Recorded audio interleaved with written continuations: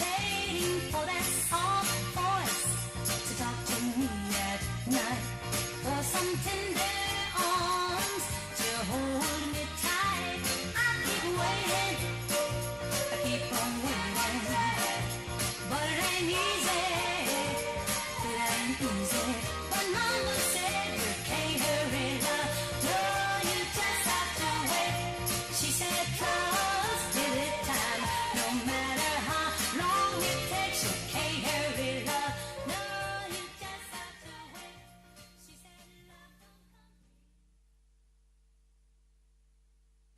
Oh, la la da,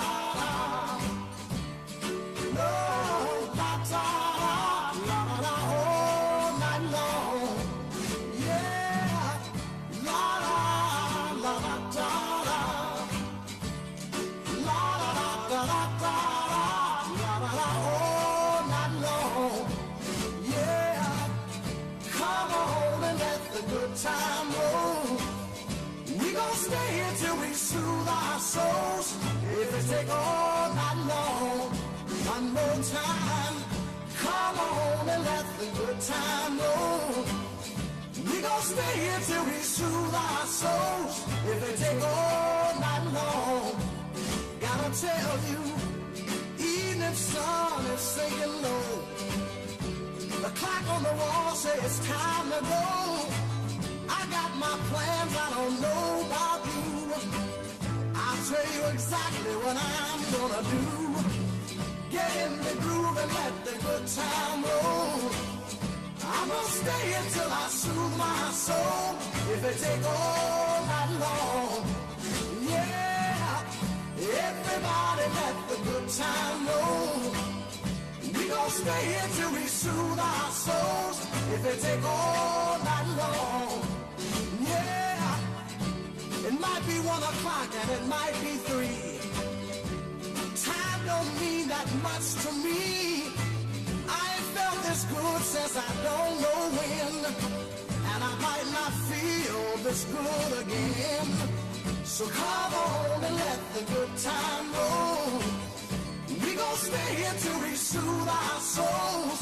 If it take all night long, and all night, all night, and all night, and all night, all night, all night long, all night. Somebody said it might take all night long, all night, and all night, all night, and all night. All so come on and let the good time roll. We gon' stay here till we soothe our souls. If it take all night long.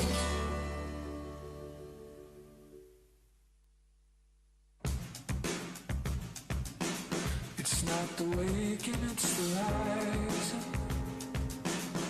It is the grounding of a foot uncompromising. It's not forgoing of the light. It's not the opening of eyes. It's not the waking, it's the rising. It's not the shade we should be casting. It's the light and it's the obstacle that casts it. It's the heat that drives the light. It's the fire that ignites. It's not the waking, it's the rising. It's not the song, it is the singing. It's the heaven of the human spirit ringing. It is the bringing of the light. It is the bearing of the rhyme. It's not the waking, it's the rising.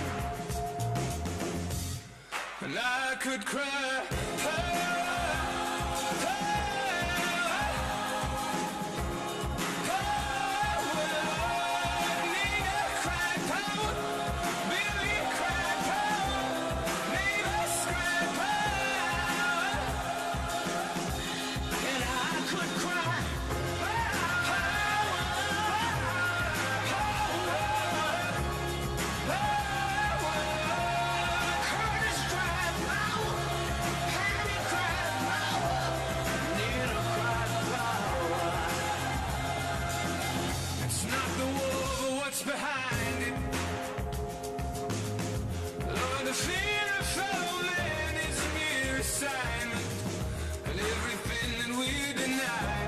Back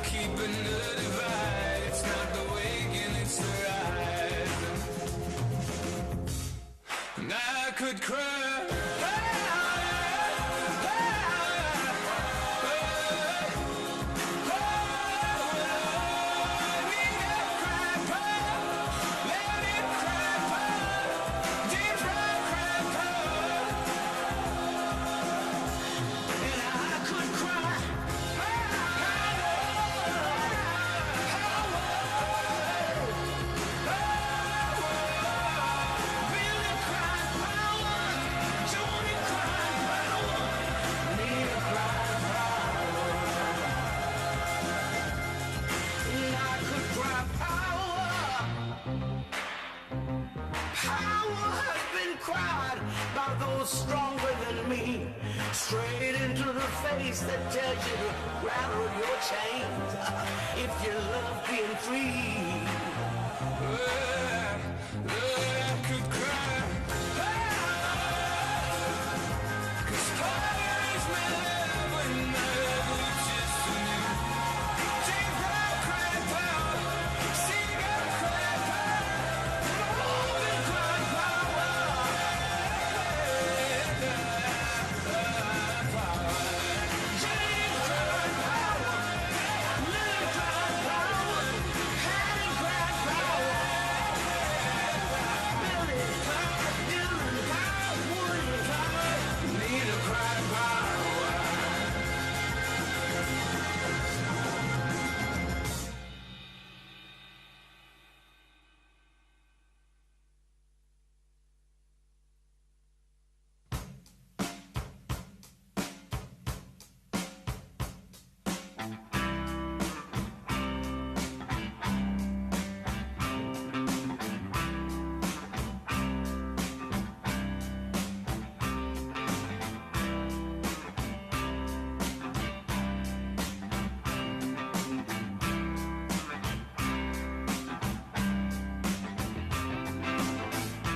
Bless my heart, bless my soul.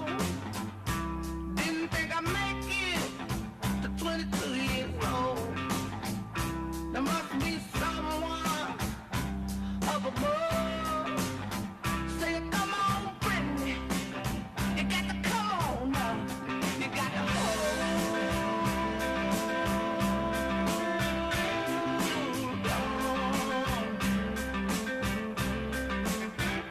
Yeah, you got to hold on.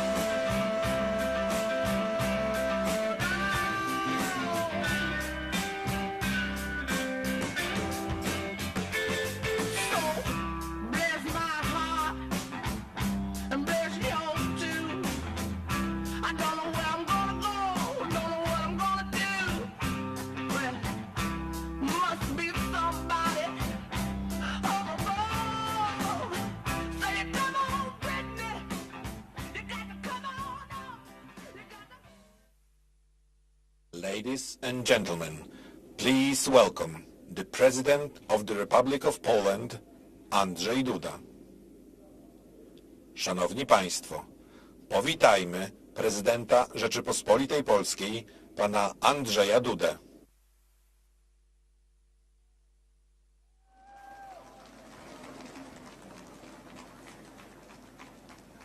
Szanowni Państwo, Ladies and gentlemen, thank you very much for welcoming me. And I would like to welcome you very warmly. I'm delighted that we can meet under these exceptional circumstances in this special place. These circumstances are exceptional because they are connected with a visit to our country, to Poland. The President of the United States of America, Mr. Joe Biden, who has arrived here directly from Kiev, plunged in the darkness of Russian aggression.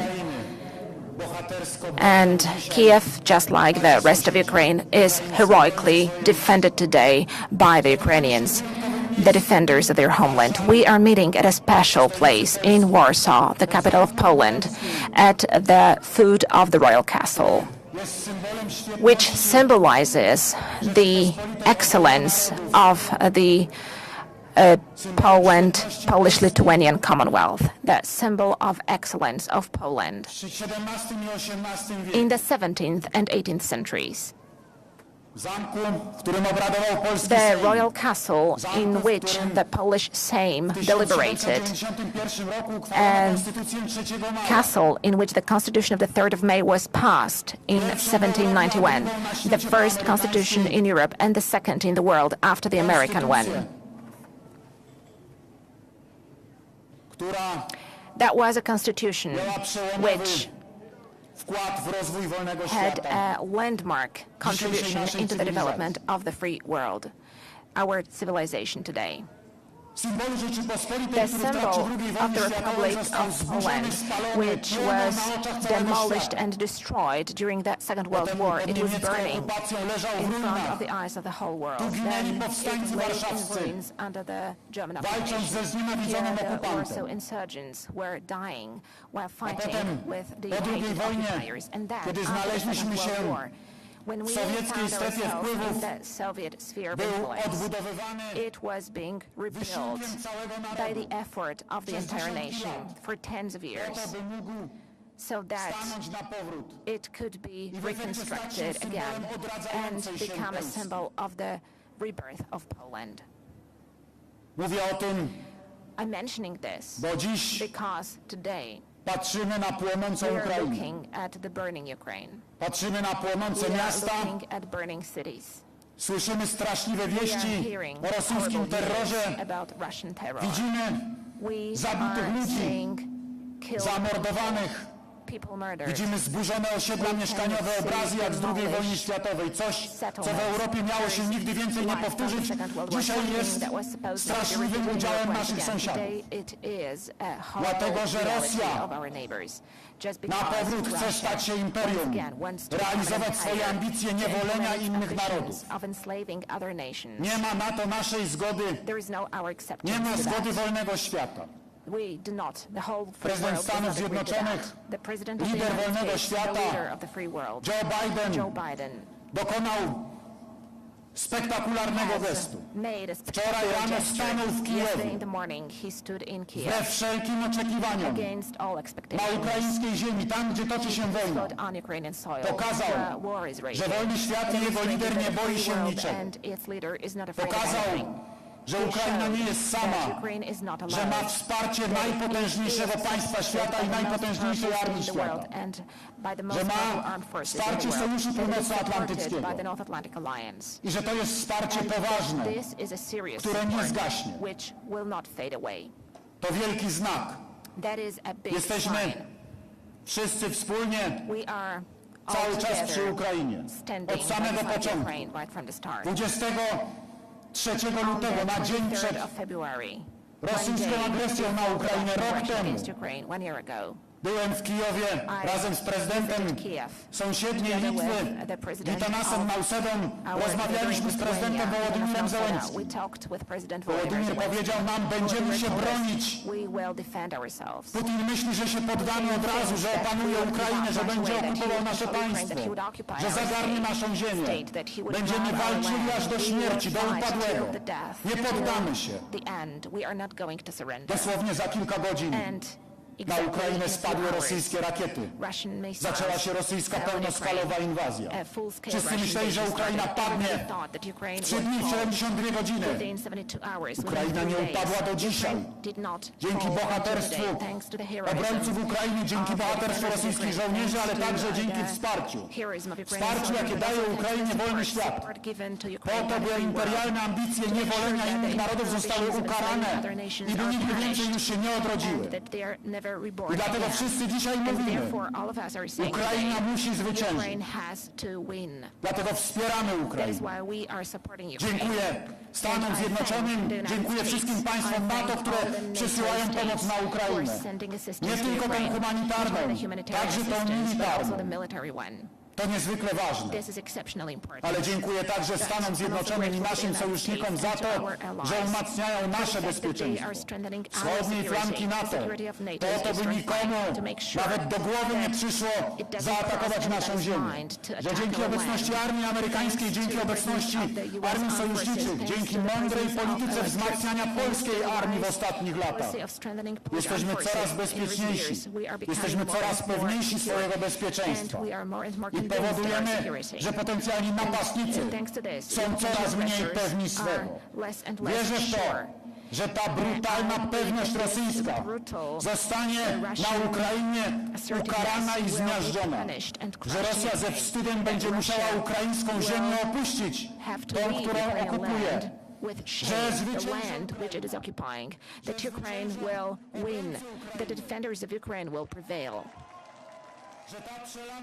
that this spilled blood, that this horrible sacrifice, which is being paid by the Ukrainian nation, will bear fruits of a grand victory. We, the Poles, have got an experience of providing assistance one to the other. Saint John Paul II, Karol Wojtyła, the Pope, spoke of solidarity. One and the other is solidarity. That is solidarity, never one against the other. It is our huge achievement, that solidarity, the 10 million strong movement which broke the communism with the support of the Pope and the United States of the free world, thanks to which we broke down the Iron Curtain. Precisely this reflex of interhuman solidarity is leading my compatriots today to help their neighbors from Ukraine. Once again, thank you for that. Thank you for opening your homes, and thank you for offering bread to those in need. Thank you that they're here among us today, and many of them feel here at home. That's what they are saying. They are grateful to us for the fact that we welcomed them, although millions of them have come. 2 million are still living here with us, although nobody had expected that. We shared like brothers in solidarity. This is the solidarity of the world today, solidarity with Ukraine. And I'm calling on all the leaders of the European states, of the North Atlantic Alliance, to stand in solidarity with Ukraine, to support Ukraine all the time, to provide Ukraine with military support so that the defenders of Ukraine have weapons to fight with. Do not hesitate. Do not be afraid. There is no place for business as usual with Russia anymore, where blood is being shed. Honest people do not. Dziś może to zostać zatrzymane tylko nowoczesnym uzbrojeniem, bo tego Ukraina potrzebuje. Dziękuję prezydentowi Joe Bidenowi za jego niezwykłą odwagę, za jego determinację. Dziękuję Thank you to the American nation. Thank you to the authorities of the United States. Thank you to the American Congress for all the donations for Ukraine, for all the great support offered to Ukraine, for the fact that thanks to this huge military assistance of the United States, Ukraine is fighting. And others are also providing support. Because this is the role of NATO, to defend the free world, to support the free world. We stand in solidarity with Ukraine, and we will stand in solidarity with Ukraine. There is no freedom without solidarity. Long live free Ukraine. Long live the alliance of the Republic of Poland with the United States. Long live NATO. Long live free world. Long live Poland. There is no freedom without solidarity.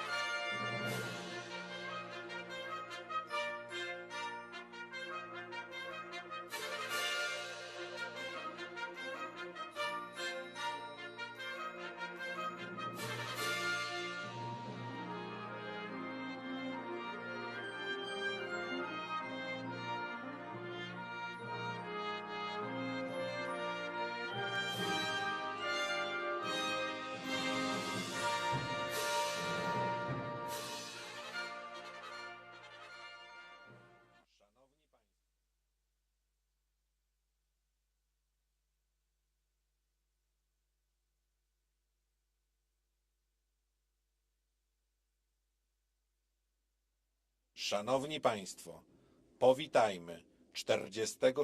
prezydenta Stanów Zjednoczonych Ameryki, pana Joe Bidena. Ladies and gentlemen, please welcome the 46th President of the United States of America, Joe Biden. Freedom, freedom is you. You give it freedom, freedom. You give it freedom, I've been looking for. You give it freedom, freedom. You give it freedom, I've been looking for. You give it freedom, freedom. You give it freedom, I've been looking for. You give it freedom, freedom.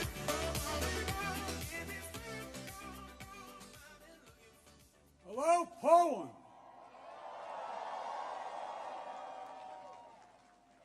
One of our great allies. President Duda, Prime Minister, Mr. Mayor, to all the former ministers and presidents, as well as mayors and Polish political leaders from all across the country, thank you for welcoming back to Poland. You know, it was nearly 1 year ago I spoke at the Royal Castle here in Warsaw, just weeks after Vladimir Putin had unleashed his murderous assault on Ukraine, the largest land war in Europe since World War II had begun.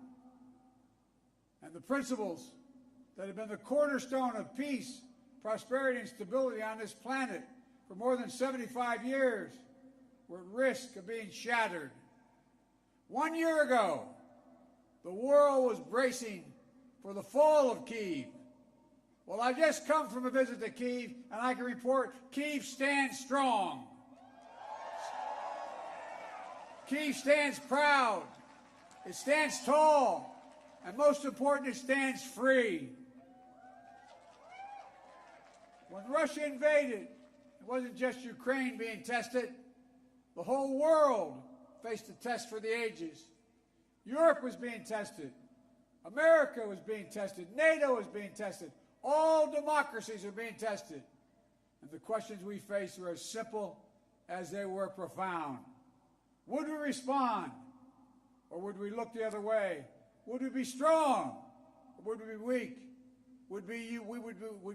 All of our allies, would be united or divided? 1 year later, we know the answer. We did respond. We would be strong. We would be united. And the world would not look the other way. We also face fundamental questions about the commitment to the most basic of principles. Would we stand up for the sovereignty of nations? Would we stand up for the right of people to live free from naked aggression? Would we stand up for democracy? 1 year later, we know the answers. Yes, we would stand up for sovereignty, and we did. Yes, we would stand up for the right of people to live free from aggression, and we did. And we would stand up for democracy, and we did. And yesterday, I had the honor to stand with President Zelensky in Kyiv to declare that we will keep standing up for these same things, no matter what.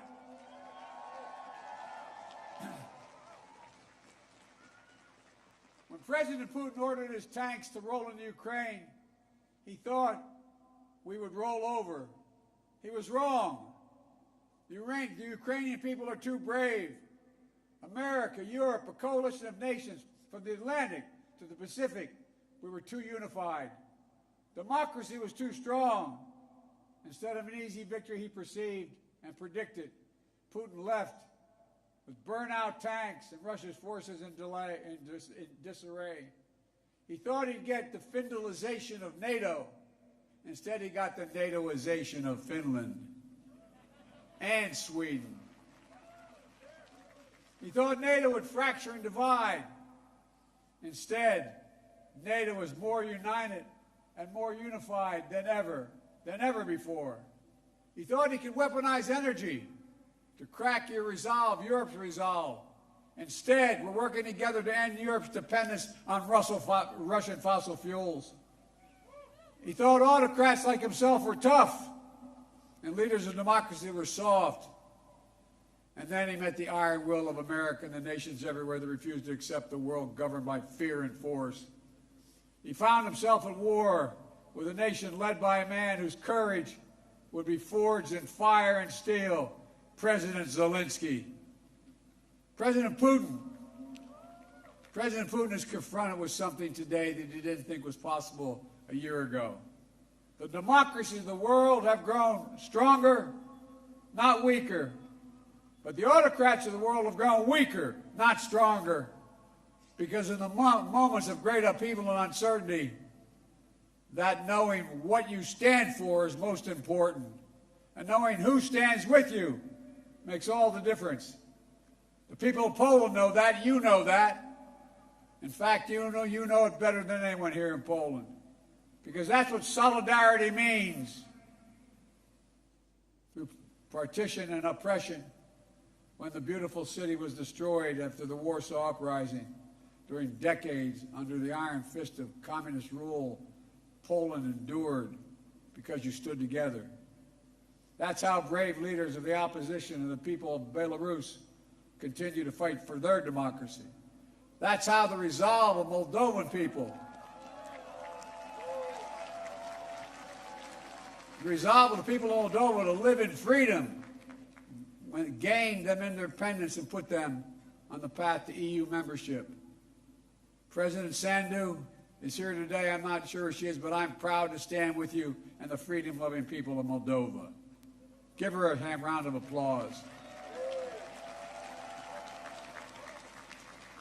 1 year into this war, Putin no longer doubts the strength of our coalition, but he still doubts our conviction.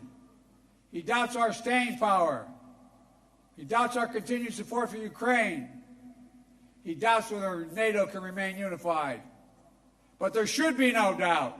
Our support for Ukraine will not waver. NATO will not be divided, and we will not tire.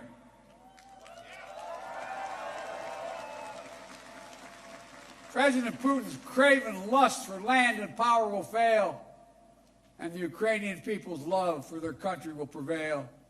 Democracies of the world will stand guard over freedom today, tomorrow, and forever.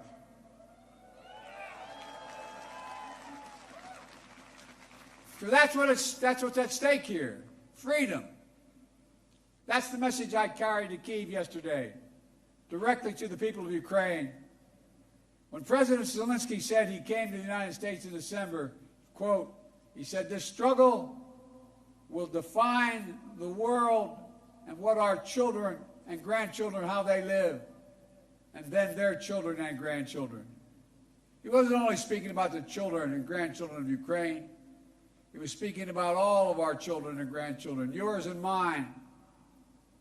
We're seeing again today what the people of Poland and the people across Europe saw for decades. Appetites of the autocrat cannot be appeased. They must be opposed. Autocrats only understand one word: no, no, no. No, you will not take my country. No, you will not take my freedom. No, you will not take my future. And I'll repeat tonight what I said last year in the same place. A dictator bent on rebuilding an empire will never be able to ease the people's love of liberty. Brutality will never grind down the will of the free. And Ukraine will never be a victory for Russia.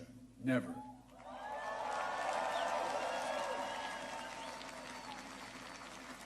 For free people refuse to live in a world of hopelessness and darkness. You know, this has been an extraordinary year in every sense. Extraordinary brutality from Russian forces and mercenaries. They've committed depravities, crimes against humanity, without shame or compunction. They've targeted civilians with death and destruction, used rape as a weapon of war, stolen Ukrainian children in an attempt to steal Ukraine's future, bombed train stations, maternity hospitals, schools, and orphanages. No one can turn away their eyes from the atrocities Russia is committing against the Ukrainian people. It's abhorrent. It's abhorrent. But extraordinarily, as well, has been the response of the Ukrainian people and the world.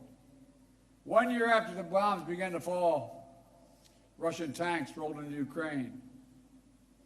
Ukraine is still independent and free.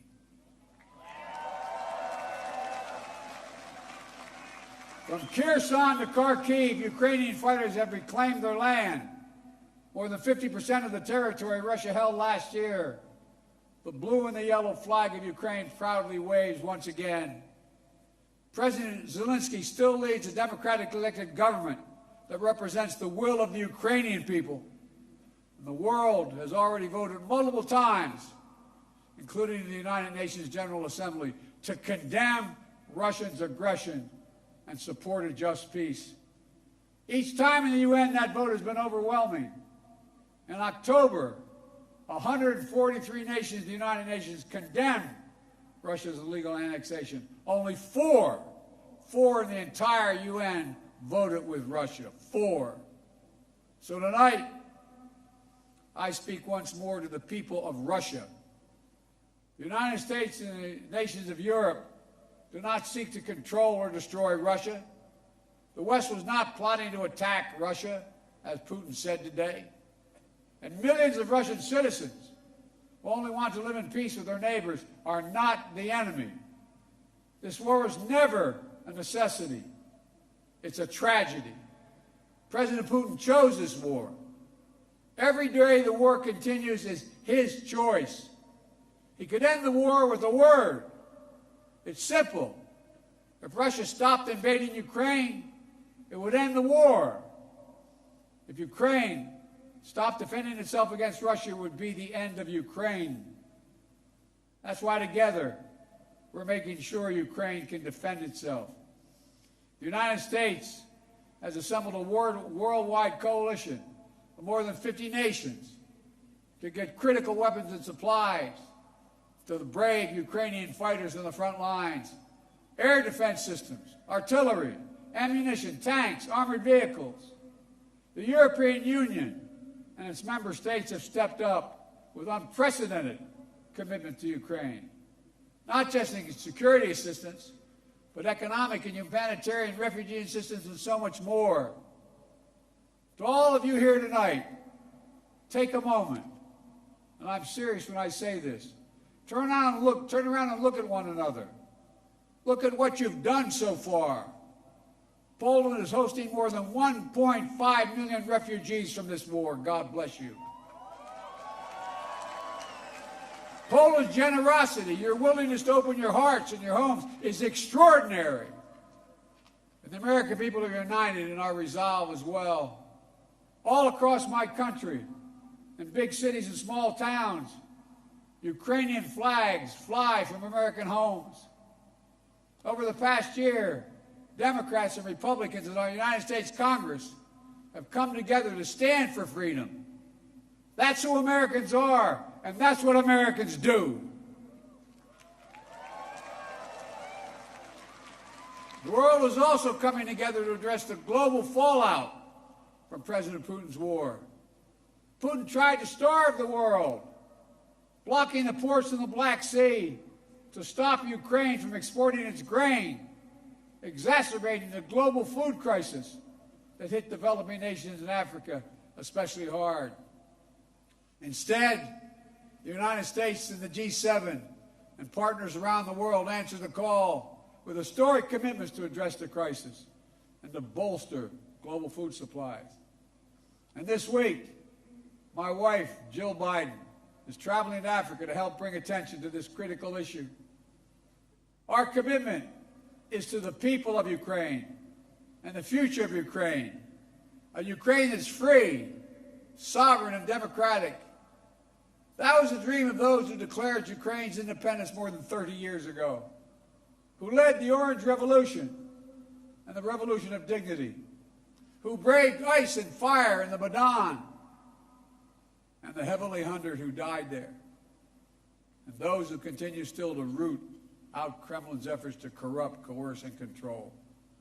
It's a dream for those Ukrainian patriots who fought for years against Russia's aggressions in the Donbass, and the heroes who've given everything, given their lives in the service of the beloved Ukraine.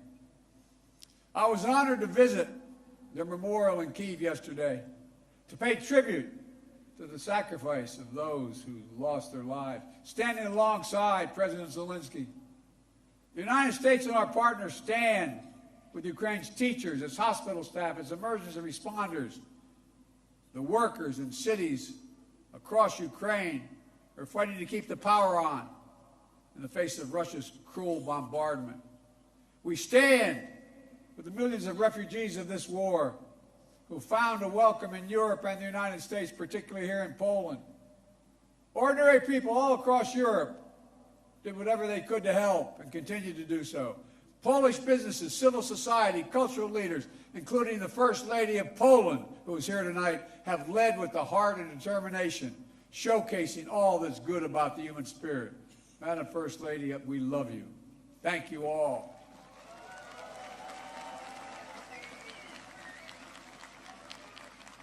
I'll never forget last year visiting with refugees from Ukraine who had just arrived in Warsaw, seeing their faces, exhausted and afraid, holding their children so close, worrying they might never see their fathers, their husbands, their brothers, their sisters again. In that darkest moment of their lives, you, the people of Poland, offered them safety and light. You embraced them. You literally embraced them. I watched the looks on their faces. Meanwhile, together we made sure that Russia is paying the price for its abuses. We continue to maintain the largest sanction regime ever imposed in any country in history. And we're going to announce more sanctions this week together with our partners. We'll hold accountable those who are responsible for this war, and we'll seek justice for the war crimes and crimes against humanity continuing to be committed by the Russians. You know, there is much for us to be proud of over all that we have achieved together this past year. But we have to be honest and clear-eyed as we look at the year ahead. The defense of freedom is not the work of a day or of a year. It's always difficult. It's always important. As Ukraine continues to defend itself against the Russian onslaught and launch counteroffensive of its own, there will continue to be hard and very bitter days, victories and tragedies. But Ukraine is steel for the fight ahead. And the United States, together with our allies and partners, are going to continue to have Ukraine's back as it defends itself. Next year, I will host every member of NATO for our 2024 summit in the United States. Together, we'll celebrate the 75th anniversary of the strongest defensive alliance in the history of the world, NATO. And let there be no doubt, the commitment of the United States to our NATO alliance in Article 5 is rock solid. And every member of NATO knows it, and Russia knows it as well. An attack against one is an attack against all. It's a sacred oath. Sacred oath to defend every inch of NATO territory. Over the past year, the United States has come together with our allies and partners in an extraordinary coalition to stand against Russian aggression. But the work in front of us is not just what we're against. It's about what we're for. What kind of world do we want to build? We need to take the strength and capacity of this coalition and apply it to lifting up the lives of people everywhere, improving health, growing prosperity, preserving the planet, building peace and security, treating everyone with dignity and respect. That's our responsibility.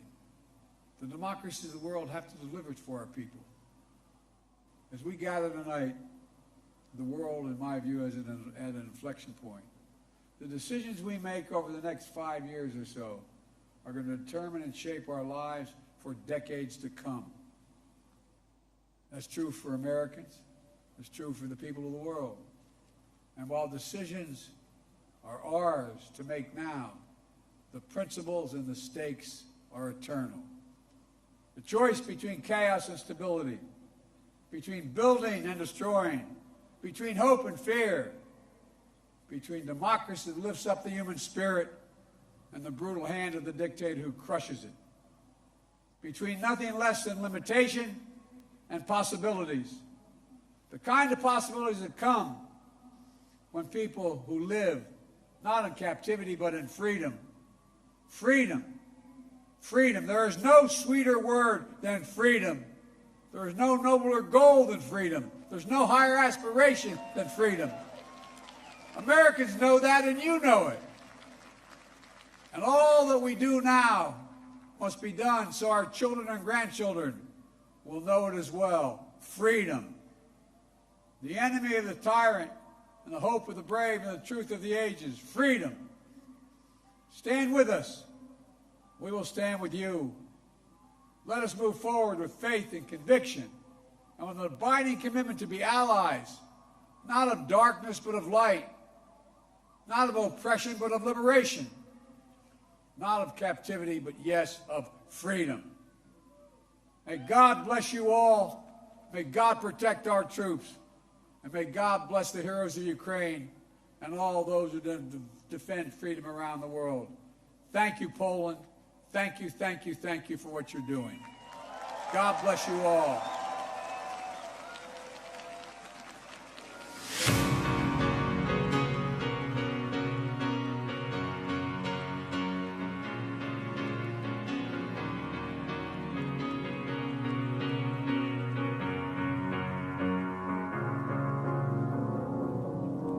Cause